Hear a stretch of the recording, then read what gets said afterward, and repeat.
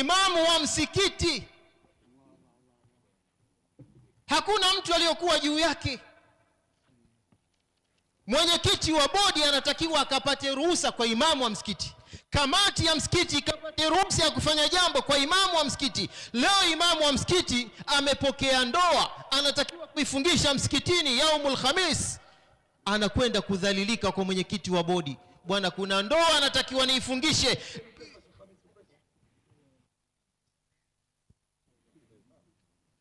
Haiwezekani. Imamu ambaye idhafa imetegemezwa kwake, imamu almasjidi, imamu wa msikiti, hakuna mwenyekiti wa bodi, hakuna kamati ya msikiti. Huyu imamu, na siku zote ndio maana anasema katika katiba zilizokuwa super Tanzania ni katiba ya Baraza Kuu la Waislamu Tanzania BAKWATA, shiitum am abaitum. Katiba ya BAKWATA, katiba yenu Waislamu, ndiye aliyompa super power imamu wa msikiti. Yeye pale ndio mwenyekiti.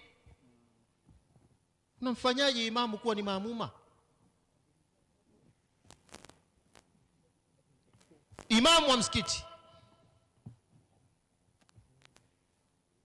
muda wa kumlipa imamu 200,000 300,000 intaha salahiyatuhu, muda wake expired.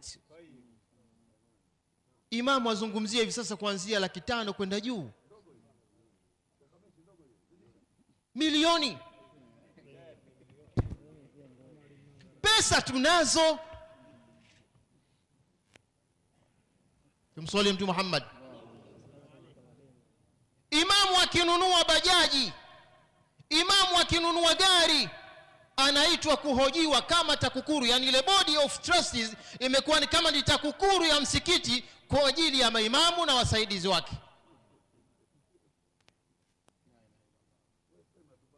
Tuna TAKUKURU za kuwadhalilisha maimamu. Tukio la Isra na Miraji linaleta thamani ya msikiti na wale wanaosimamia majukumu ya msikiti.